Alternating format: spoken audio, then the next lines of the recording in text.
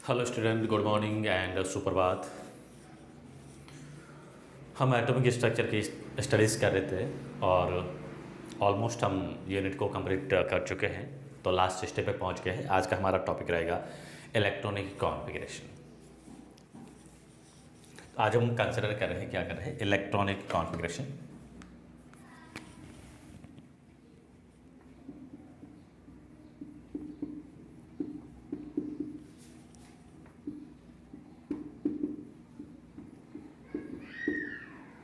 Electronic configuration का basically meaning होता है, जो एटॉमिक ऑर्बिटल्स गिवन होते हैं, एटॉमिक ऑर्बिटल्स में पर्टिकुलर एलिमेंट के साथ जो इलेक्ट्रॉन्स होते हैं, उन इलेक्ट्रॉन को हमें क्या करना होता है, फिलअप करना होता है। हालांकि हम इसकी रूल्स वगैरह वगैरह इसके बारे में ऑलरेडी स्टडीज कर चुके हैं। हॉर्न्स रूल पढ़ा है, पाउली एक्सक्लूजन प्रिंसिपल पढ़ा है, ऑफ प्रिंसिपल पढ़ा है। तो ये आज मैं एक सिंपल सा जो इलेक्ट्रॉन फिलअप करने का एनर्जी का जो इंक्रीजिंग ऑर्डर होता है, स्कीमेटिक डायग्राम जो होता है, उसमें स्कीमेटिक डायग्राम की बात करता हूँ यहाँ पे। तो पहले अपन स्कीमेटिक डायग्राम बनाते हैं, उसके बाद में जो है हम पर्टिकुलर एलिमेंट्स है उनके कुछ इलेक्ट्रॉनिक कॉन्फ़िगरेशन की बात करेंगे। तो आज अपन ले रहे हैं यहाँ पे schematic diagram of electronic configuration.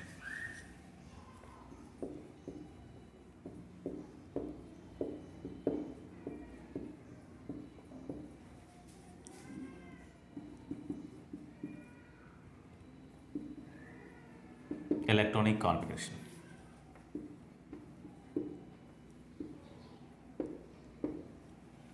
एक सिंपल व्यू है। हम इसमें इलेक्ट्रॉन कैसे फिलअप करते हैं उसकी हम बात कर रहे हैं।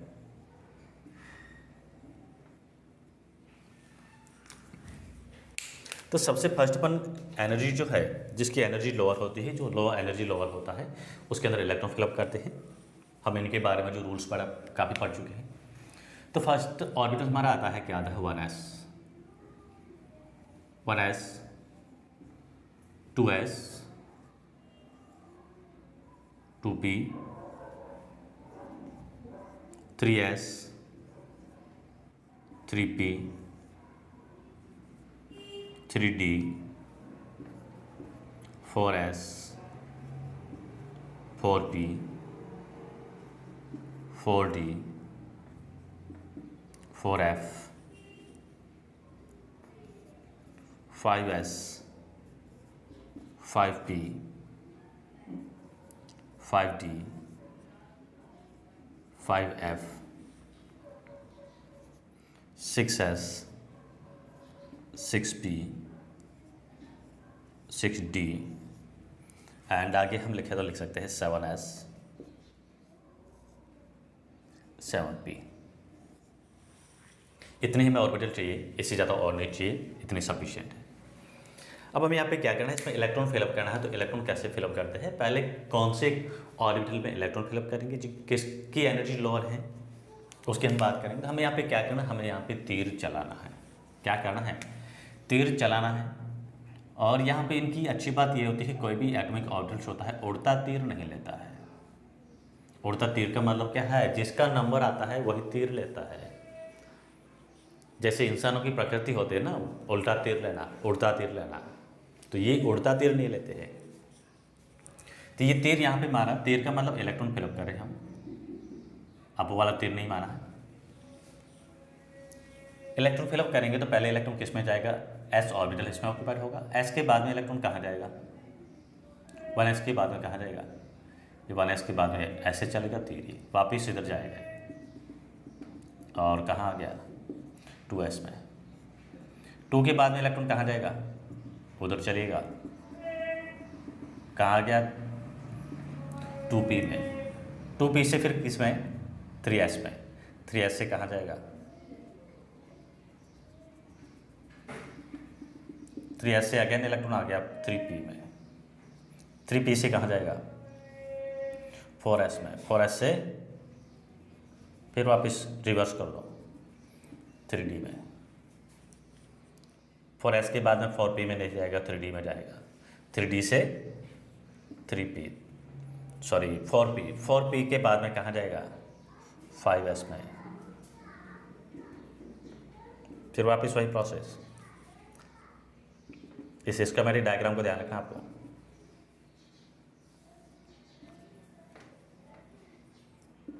कहाँ जरा आ गया, 4s के बाद में इलेक्ट्रॉन किस में फिलअप करेंगे, 5d में, 5d के बाद में 5p, 5 के बाद में 6s, 6s के बाद में कहाँ जाएगा, 7s में नहीं जाएगा, 4f में जाएगा। सब कुछ पता चल जाएगा, n+l रूल जो है एनर्जी का हमने दिया था उसके अकॉर्डिंग। 4f के बाद में 5d में भरा जाएगा, 5d के बाद में 6p, 6p के बाद में 7s, और 7s के बाद में इलेक्ट्रॉन वापस ऐसे चलेगा 4f। इस फॉर्म में इलेक्ट्रॉन हम क्या करेंगे, इलेक्ट्रॉन फिलअप करते हैं पार्टिकुलर गिवन ऑर्बिटल्स में। तो यहाँ पे हमें ध्यान क्या रखना है, यहाँ पे जो भी हम इलेक्ट्रॉन फिलअप करते हैं, इलेक्ट्रॉन फिलअप करने का ये सीक्वेंस है, एनर्जी के अकॉर्डिंग फिलअप करते हैं। पहले इलेक्ट्रॉन उस एनर्जी लेवल में फिलअप करते हैं, उस ऑर्बिटल में फिलअप करते हैं जिसकी एनर्जी क्या होती है, लोअर होती है। हम एनर्जी का कैसे पता करते हैं, हमारे पास एक फॉर्मूलाज होता है जिसको बोर-बॉरी रूल बोलते हैं, n+l रूल की बात करेंगे अपन। पहले इलेक्ट्रॉन उस ऑर्बिटल में फिलअप किया जाता है जहाँ पे जिसके लिए n की वैल्यू लिस्ट हो। यहाँ पे 1s है, n की वैल्यू 1 है, यहाँ पे 2 है, तो पहले इलेक्ट्रॉन 2 से पहले किस में भरेंगे, 1s में भरेंगे। अगर हमारे पास n की वैल्यू सेम है तब हम क्या करेंगे, l को देखेंगे, जिसके लिए जिस ऑर्बिटल के लिए n की वैल्यू लिस्ट है, इलेक्ट्रॉन उसमें फिलअप करेंगे, दैट मीन्स उसकी एनर्जी क्या होती है, लिस्ट होगी। सपोज हमारे पास यहाँ पे 2s और 2p ऑर्बिटल दे रखे हैं। अब इलेक्ट्रॉन पहले किस में फिलअप करेंगे, 2s में करेंगे, 2p में। तो क्या करेंगे, यहाँ पे n दोनों के लिए सेम है, n = 2 और इसके लिए भी n = 2 है। हम क्या करेंगे, l को देखेंगे, s के लिए l ऑलवेज एंड ऑलवेज 0 होता है, p के लिए l की वैल्यू 1 होती है। तो यहाँ पे n+l की मैं बात करूँ तो 2 + 0 = 3 आएगा, एंड 2p के लिए 2 + 0 = 2 आएगा, और 2 + 1 क्या आएगा, 3 आएगा। तो यहाँ पे n+l की वैल्यू है ज़्यादा किसके लिए है, 2p के लिए है। तो 2s से पहले 2p से पहले इलेक्ट्रॉन किस में भरा जाएगा, 2s में भरा जाएगा। यहाँ पे सेम का सेम है, सेम एनर्जी लेवल देख रहा है, देखिए 3s 3p 3d। तो पहले इलेक्ट्रॉन किस में भरा जाएगा, 3s में भरेंगे, 3p में भरेंगे, या फिर 3d में। तो क्या करेंगे, n सभी के लिए सेम है, हम l की वैल्यू को देखेंगे। यहाँ पे l की वैल्यू 3s के लिए l 0 है, l क्या है पे 0 है, l की वैल्यू क्या है, 1 है, l की वैल्यू क्या है, 2 है। तो पहले इलेक्ट्रॉन उसमें भरते हैं जिसके l लो हो, जिसका l की वैल्यू कम हो। तो यहाँ पे पहले किस में भरेंगे, 3s में भरेंगे, 3s के बाद में 3p में भरा जाएगा, उस 3p के बाद में किस में भरा जाएगा, 3d में नहीं भरा जा रहा है। देखिए 4s आ रहा है, इस बात का भी ध्यान रखना है, n+l देखना है, n+l रूल की बात करेंगे। तो यहाँ पे n+l क्या आएगा, 4 आएगा, और यहाँ पे n+l की मैं बात करूँगा तो 5 आएगा। इलेक्ट्रॉन उसमें फिलअप करते हैं जिसके लिए एनर्जी जो है n+l की वैल्यू लो होती है। ये इलेक्ट्रॉनिक कॉन्फ़िगरेशन का क्या है, स्कीमेटिक डायग्राम है, बहुत ही सिंपल वे से आपको कहना है। ये डायग्राम में अगर कंफ्यूज है कि कहाँ पे कहाँ तीर चलाना है, कौन तीर लेगा नहीं लेगा, n+l रूल को देखना है। जो बोर-बॉरी रूल है इसकी हम बात करेंगे, इसके साथ जाएंगे। तो ये हमारा इलेक्ट्रॉनिक कॉन्फ़िगरेशन कैसे करते हैं, एनर्जी लेवल का इंक्रीजिंग ऑर्डर है, ये डिफरेंट एनर्जी लेवल है, उसका स्कीमेटिक डायग्राम हमने बनाया है। अब हम बात करेंगे पार्टिकुलर एलिमेंट्स लेके उनके इलेक्ट्रॉनिक कॉन्फ़िगरेशन की, इलेक्ट्रॉन कैसे फिलअप करते हैं, सीक्वेंस क्या है, ये तो बता दिया है। हम एग्जाम्पल के थ्रू अब इसको सॉल्व करेंगे।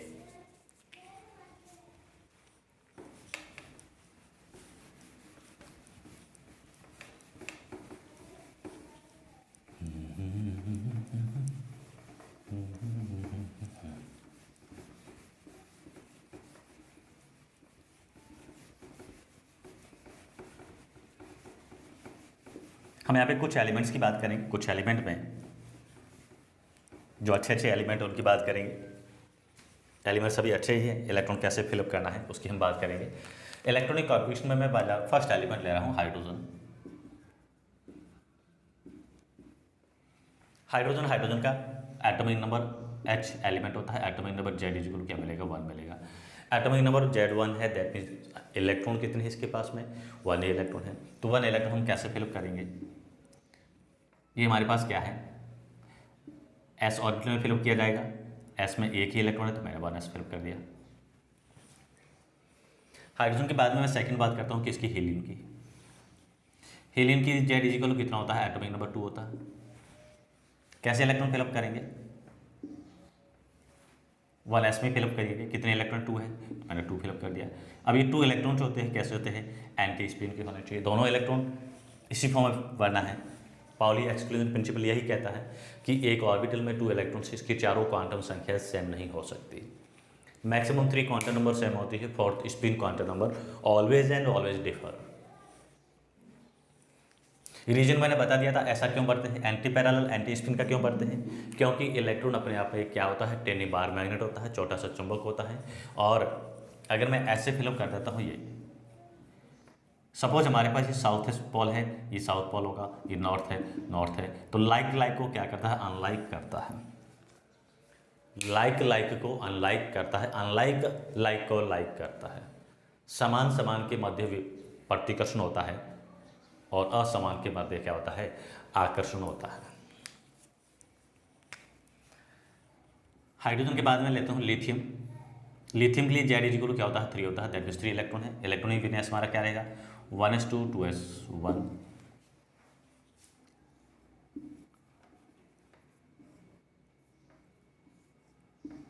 ये 1s2 है, 2s1। फिर कौन आएगा, लिथियम के बाद में कौन आएगा, बेरिलियम आएगा। जेड इक्वल क्या है, 4 है। इलेक्ट्रॉनिक कॉन्फिगरेशन क्या रहेगा, 1s2 2s2। कैसे फिलअप करेंगे,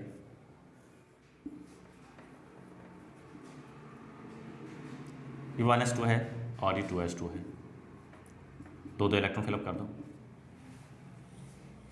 फिर कौन आएगा, बोरॉन। Z5, जेड का मीनिंग होता है परमाणु क्रमांक, एटॉमिक नंबर 5 है, एटॉमिक नंबर 5 है, दैट मीन्स इलेक्ट्रॉन्स पे कितने 5 है। कैसे फिलअप करेंगे, 1s2 2s2 2p1। और ऑर्बिटल में फिलअप करेंगे तो क्या करेंगे,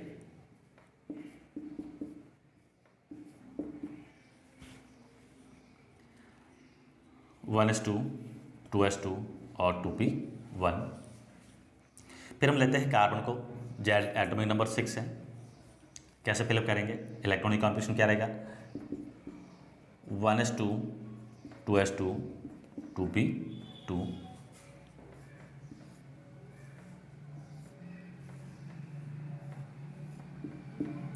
पी सब सेल 3 ऑर्बिटल्स में डिवाइड होता है, px py pz।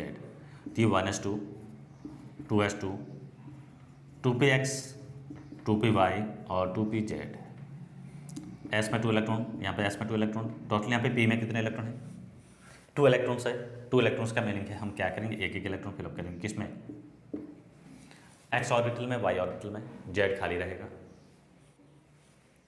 Pauli exclusion principle क्या कहता है, इलेक्ट्रॉन की पेयरिंग तब तक नहीं करनी है जब तक सभी ऑर्बिटल्स एक इलेक्ट्रॉन फिल ना करें।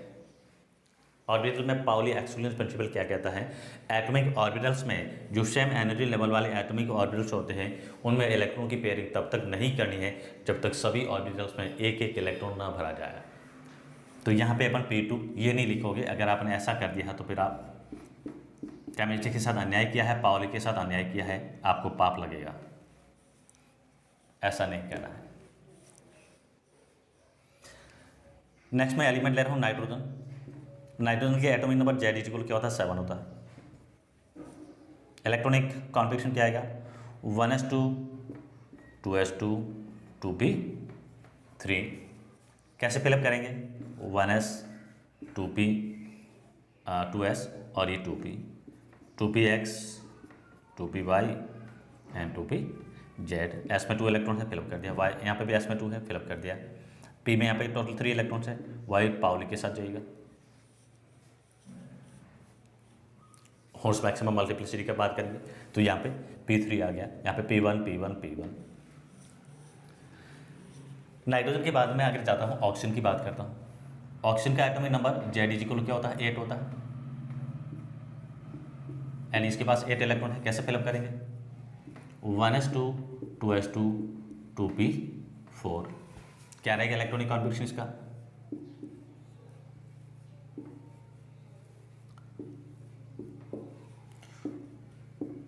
1s2 एस में 2 इलेक्ट्रॉन फिलअप कर दिए, 2s2 फिर एस में 2 कर दिए। पी में कितने हैं, 4 है, पहले सिंगल सिंगल इलेक्ट्रॉन भर दो।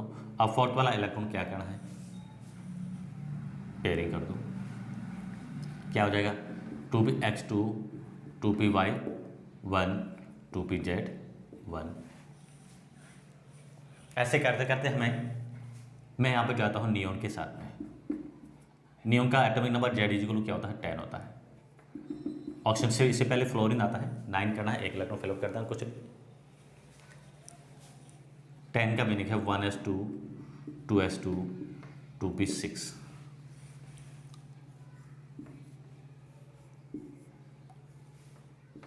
फॉर 2 इलेक्ट्रॉन, 1s में 2 इलेक्ट्रॉन है, 2 कर दिए। 2s में 2 इलेक्ट्रॉन है, 2 कर दिए। 2p में 6 इलेक्ट्रॉन है, 1, 2, 3, 4, 5 और 6। 1s2, 2s2, 2p6। यहाँ पे वैलेंस सेल की मैं बात करता हूँ, वैलेंस सेल में कितने हैं, 8 इलेक्ट्रॉन्स आ गए। ये वैलेंस सेल है जहाँ पे n की वैल्यू सेम होती है। ये वैलेंस सेल है, वैलेंस सेल में 6 यहाँ पे p के हैं, 2 इलेक्ट्रॉन्स किसके हैं, s ऑर्बिटल के हैं। टोटल यहाँ पे क्या है, 8 इलेक्ट्रॉन्स है। ये वैलेंस सेल है। और वैलेंस सेल में कितने इलेक्ट्रॉन हैं, 1 इलेक्ट्रॉन है। जो ऑर्बिटल्स जिनके वैलेंस सेल में 1 इलेक्ट्रॉन्स होते हैं वो मोस्ट स्टेबल होता है। इस टाइप का कॉन्फिगरेशन जो होता है उसको हम बोलते हैं नोबेल गैस कॉन्फिगरेशन। क्या कहेंगे, नोबेल गैस कॉन्फिगरेशन कहेंगे, आइडियल गैस कॉन्फिगरेशन कहेंगे। तो यहाँ पे या फिर इसको ऑक्टेट भी कह सकते हैं। 8 का मीनिंग था ऑक्टेट। तो जिसके आउटरमोस्ट शेल में, वैलेंस सेल में 8 इलेक्ट्रॉन होते हैं, मोस्ट स्टेबल कॉन्फिगरेशन होता है। और इसके साथ में हम p की बात करें। और दूसरी बात आपको ध्यान रखना है, कोई भी एटॉमिक ऑर्बिटल्स है, कंप्लीट फील्ड है या फिर हाफ फील्ड है, वो मोस्ट स्टेबल होते हैं। अगर मैं यहाँ पे P6 की बात करूँ, P6 कंप्लीट फील्ड है। और यहाँ पे मैं बात करूँ P3 की, ये P3 हाफ फील्ड है। तो यहाँ पे कंप्लीट फील्ड और half field more stable configuration रखते हैं। रीजन क्या है, आगे मैं इसकी बात करूँगा। इसकी वजह क्या होती है उसकी हम आगे बात करेंगे कि ऐसा क्यों होता है। अब इसके बाद हम आगे के कुछ एलिमेंट्स और लिख देते हैं जिनका इलेक्ट्रॉनिक कॉन्फिगरेशन।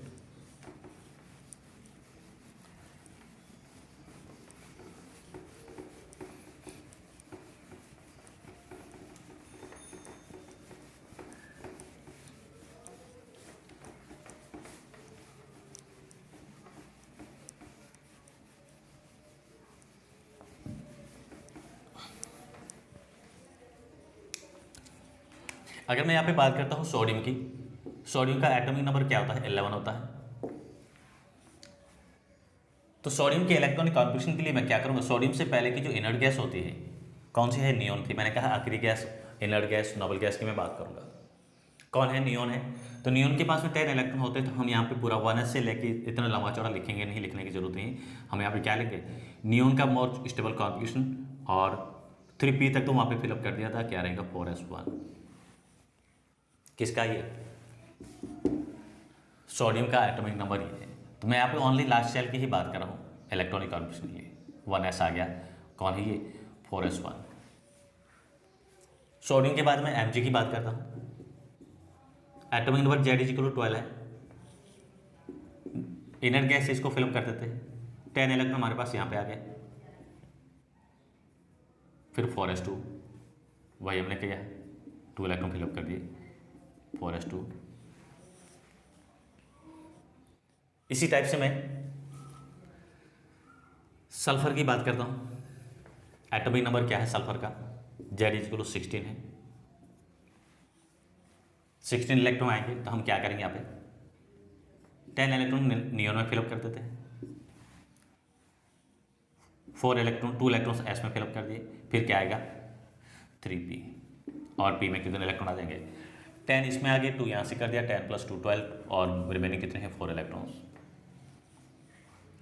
कैसे फिलअप करेंगे, ऑर्बिटल क्या बनेगा, 4s2,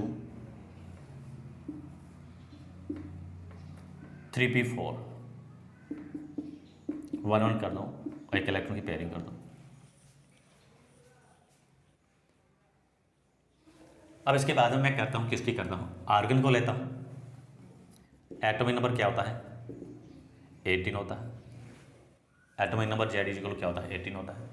तो ऑर्गन का इलेक्ट्रॉनिक कॉन्ट्रीब्यूशन जो मिलेगा क्या मिलेगा, अब नियम का पूरा करो तो ठीक है, करने की जरूरत नहीं, करे तो अलग अलग बात है, क्योंकि ऑर्गन जो होता है ये क्या है, ये अक्रिय गैस है, इनर्ट गैस है, ये भी 18 ग्रुप का एलिमेंट है, इनर्ट गैस है।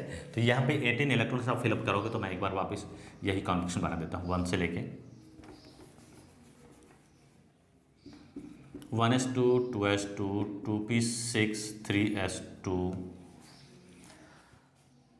फिर 3p 3s2 के बाद में किसको फिलअप करेंगे, 3p की बात करेंगे, और क्या रहेगा 4s2, 18 इलेक्ट्रॉन आ गए, काउंट करिए 10, हाँ यहाँ तक आ गए, ये क्या हो गए 18 इलेक्ट्रॉन हो गए। अभी 18 इलेक्ट्रॉनिक कॉन्ट्रीब्यूशन को हम क्या कंसिडर करेंगे, खाली ए आर यानी इनर्ट गैस कॉन्ट्रीब्यूशन। देखिए वापस क्या आ गया, कंप्लीट फील्ड आ गया, कंप्लीट फील्ड आ गया, 8 कंप्लीट हो गए वैलेंस सेल में, 8 इलेक्ट्रॉन आ गया, कंप्लीट फील्ड कॉन्ट्रीब्यूशन हो गया, ये क्या हो गया मोर स्टेबल हो गया। हाँ यहाँ पे ये आ गया ना 3p के बाद में क्या आ गया 4s आएगा, s के भी इसमें 2 इलेक्ट्रॉन्स कंसिडर हो रहे हैं।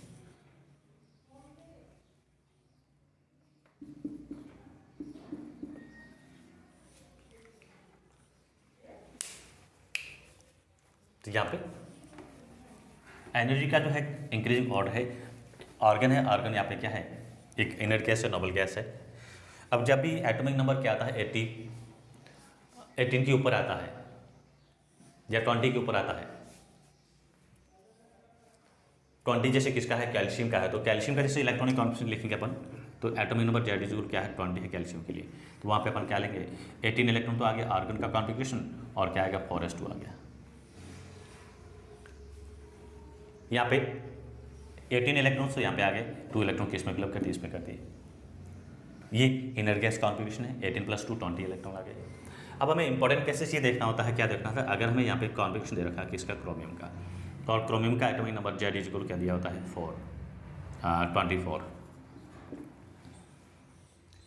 24 इलेक्ट्रॉन फिलअप करने तो कैसे करेंगे, 18 इलेक्ट्रॉन हम आर्गन को कंसिडर करेंगे, इनर्ट गैस जो क्रोमियम से जस्ट पहले क्या इनर्ट गैस कौन सी है आर्गन है, उसको लेंगे, फिर क्या आएगा 2 इलेक्ट्रॉन इसमें आ गए, फिर कौन आएगा यहाँ पे आएगा 3d, p नहीं आएगा। देखिए मैंने स्कीमेटिक डायग्राम बनाया था उसके अकॉर्डिंग, अगर मैं यहाँ पे ले रहा हूँ किसको ले रहा हूँ p को लेता हूँ, p कौन सा 4p आ रहा है, 4p की बात करूँ 3d की बात करूँ तो पहले 4p और 3d में से लोअर एनर्जी किसकी होगी 3d की होगी, क्यों होगी, हम n+l को देखते हैं पहले, उसमें इलेक्ट्रॉन फिलअप करते हैं जहाँ पे n की वैल्यू लिस्ट होती है, तो यहाँ पे n4 है, यहाँ पे n3 है, जब n+l समान है तो यहाँ पे 3d में फिलअप करेंगे, और 3d में कितने इलेक्ट्रॉन आने चाहिए 24 है, 18 इलेक्ट्रॉन यहाँ से फिलअप कर दिए, 2 इलेक्ट्रॉन्स इसमें आगे 20 इलेक्ट्रॉन्स, रिमेनिंग कितने हैं 4 इलेक्ट्रॉन्स। ऐसा होना चाहिए लेकिन ऐसा नहीं होता है, ऐसा नहीं होता है। अगर इसके अकॉर्डिंग हम इलेक्ट्रॉनिक कॉन्फिगरेशन की बात करें, हमें ये मिलना चाहिए 4s2 और 3d, जिस शब्द सेल को 5 ऑर्बिटल्स में डिवाइड किया जाता है, 1 2 3 4 इलेक्ट्रॉन्स आ गई है। अगर क्रोमियम के लिए हमने ये इलेक्ट्रॉनिक कॉन्फिगरेशन लिखा तो आपने क्रोमियम के साथ में और होन्स रूल्स हैं उनके साथ में आपने नाइंसाफ़ी की है, ऐसा कतई नहीं करना है, ऐसा किया तो केमिस्ट्री आपको श्राप देगी, आपको पाप लगेगा, ऐसा नहीं करना है। तो क्या करेंगे, ये ऑर्बिटल है, इनकी एनर्जी क्या होती है, हमने लिखा कि ये ऑर्बिटल है, इनकी एनर्जी क्या होती है ऑलमोस्ट इक्वल होती है, तो क्या करता है इलेक्ट्रॉन को एक्सचेंज करेंगे, इलेक्ट्रॉन को क्या करते हैं एक्सचेंज करते हैं, इलेक्ट्रॉन एक्सचेंज होते हैं। तो एक्सचेंज कैसे होंगे, यहाँ पे थोड़ा सा इसको लिखने का तरीका भी चेंज करना है, एनर्जी भले इसकी कम हो लेकिन लिखते किसको पहले हमेशा डी को पहले लिखते हैं, तो थोड़ा सा इसको करेक्शन करना है।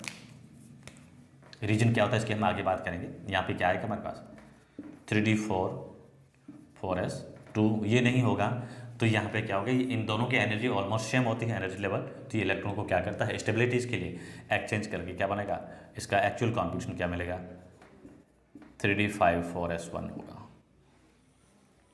3d5 4s1 होगा, ये राइट कॉन्फ़िगरेशन होगा। अब हम यहाँ पे क्या करेंगे, ऐसा क्यों है, ऐसा इसलिए है, extra stabilities of complete field and half field orbitals, 4s1 हो गया, डी में 1 1 इलेक्ट्रॉन फिलअप करेंगे, ये d5 कॉन्फ़िगरेशन होगा।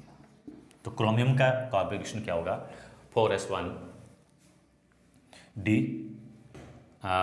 4s1 होगा और 3d5 रहेगा। डी को पहले लिखेंगे, पहले इसमें एनर्जी फिलअप करते हैं, एन की वैल्यू लिस्ट हो, और ये बाद में आएगा।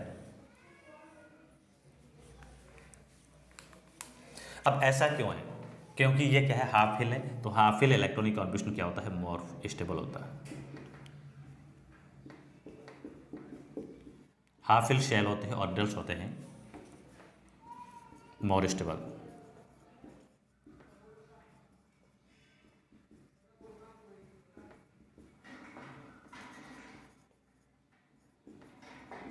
कारण क्या है आगे बताऊंगा। More excess energy and symmetry, orbital symmetry, एक इलेक्ट्रॉनिक कॉन्फ़िगरेशन में सिमेट्री आती है और दूसरा क्या होता है, एक्सेस एनर्जी की बात करेंगे। इसके दो रीजन होते हैं, कंप्लीट फिल और हाफ फिल मोर स्टेबल क्यों होते हैं उसकी हम बात करेंगे। ये तो मैंने की किसकी, क्रोमियम की बात की।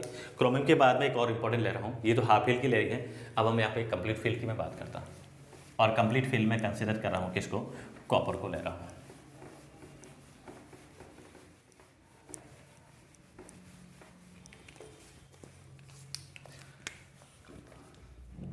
Copper Cu atomic number Z29,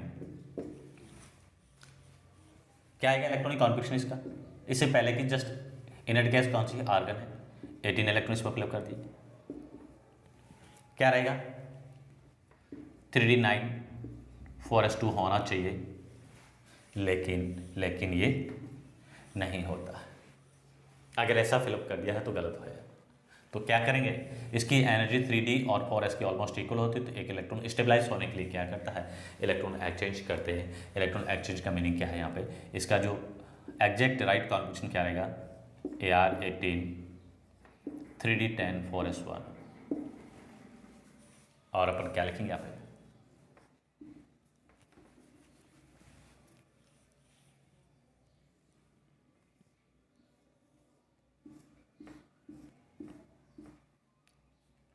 one two three four five, D में कितने इलेक्ट्रॉन है, 5 इलेक्ट्रॉन है, सॉरी डी 5 में ऑर्बिटल में डिवाइड होता है, डी में टोटल 10 इलेक्ट्रॉन हो गया, D10 हो गया, और एस में कितने हैं, 1 इलेक्ट्रॉन। तो यहाँ पे ये ऑर्बिटल कैसा है, ये तो कंप्लीट फील हो गया, ये क्या है, हाफ फील है। तो complete feel electronic configuration more stable होता है।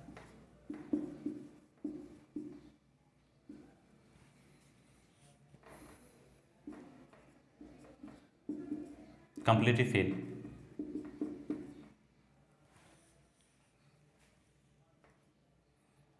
More stable.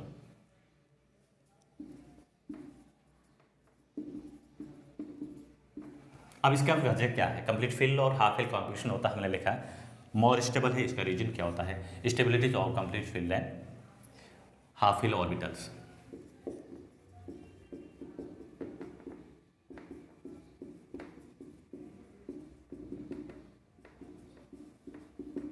Completely fill and half fill की मैं बात करूं,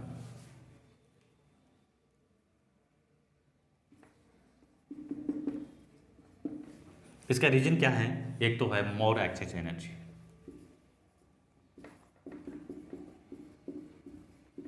क्या करेंगे, एक्सचेंज एनर्जी की बात करेंगे, जितनी ज़्यादा होती है उतना ही ज़्यादा स्टेबल होता है, और दूसरा होता है ऑर्बिटल सिमेट्री, यानी सिमेट्रिकल कॉन्फ़िगरेशन।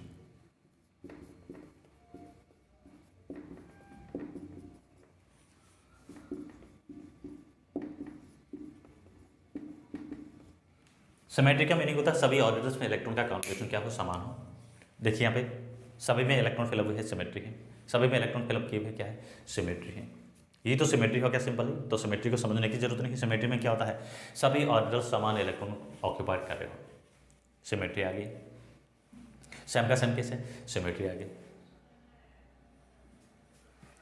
अब हम देखते हैं यहाँ पे मोर एक्सचेंज एनर्जी। मैं एक्सचेंज एनर्जी की बात करूँगा, इसको समझाऊंगा स्टेबिलिटीज के लिए।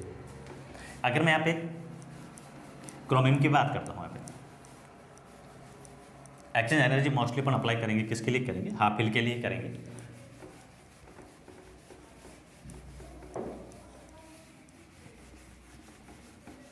और मैं यहाँ पे क्रोमियम का एग्जांपल ले रहा हूँ।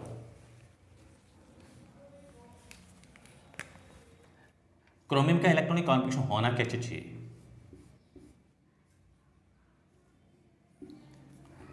ओनली मैं डी की बात कर रहा हूँ। एस में तो 2 इलेक्ट्रॉन पहले भरे हुए हैं, मैं क्रोमियम की बात कर रहा हूँ। क्रोमियम में अपने जो कॉन्फिगरेशन अगर मैं पहले वाला सही मानता, क्या 3D 4 और 4s2 उसको सही मानता है, तब क्या होता है, तब यही होता है 1 2 3 4।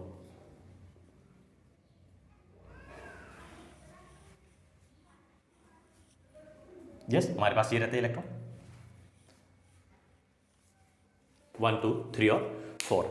अब देखिए मैं एक्सेस एनर्जी की बात करता हूँ, क्या क्या संभावना है।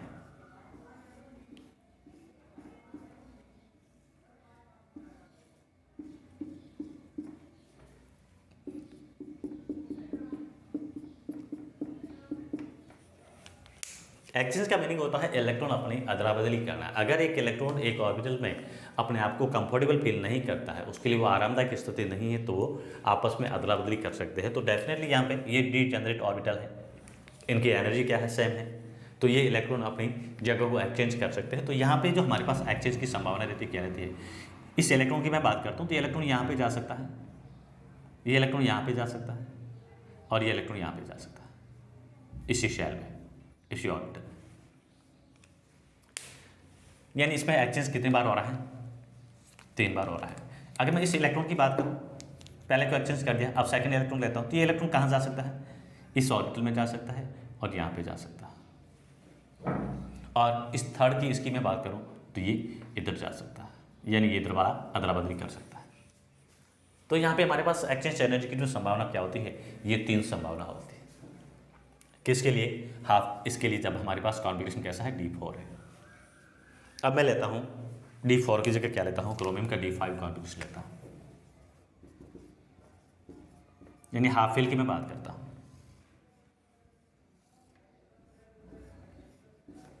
किसकी बात करें अपन, हाफ फिल कॉन्फिगरेशन की बात करते हैं। हाफ फिल वाला ज़्यादा स्थायी क्यों है, स्टेबल क्यों है।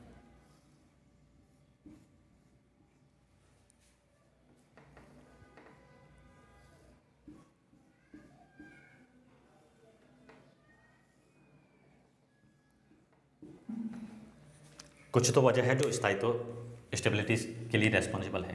D5 है, सभी में 5 फिल कर दो, कर दिए, इसमें भी कर दो, सभी में कर दिए, वेरी गुड, बहुत अच्छा कर रहे हो, करते जाइए।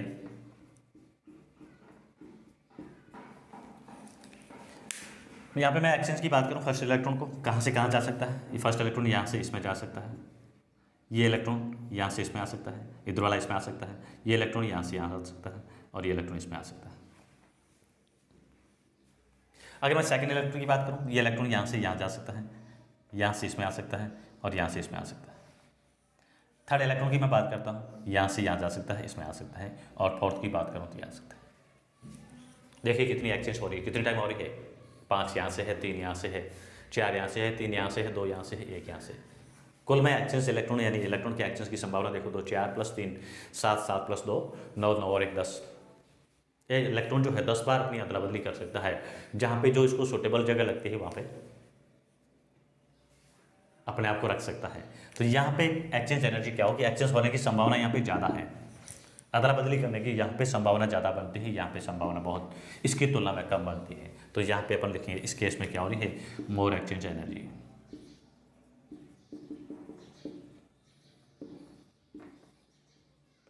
जिसकी एक्सचेंज एनर्जी ज़्यादा होती है तो कॉन्फिगरेशन कैसा होता है, मोर स्टेबल होता है। और इसकी मैं बात करूं तो क्या है, लेस एक्सचेंज एनर्जी।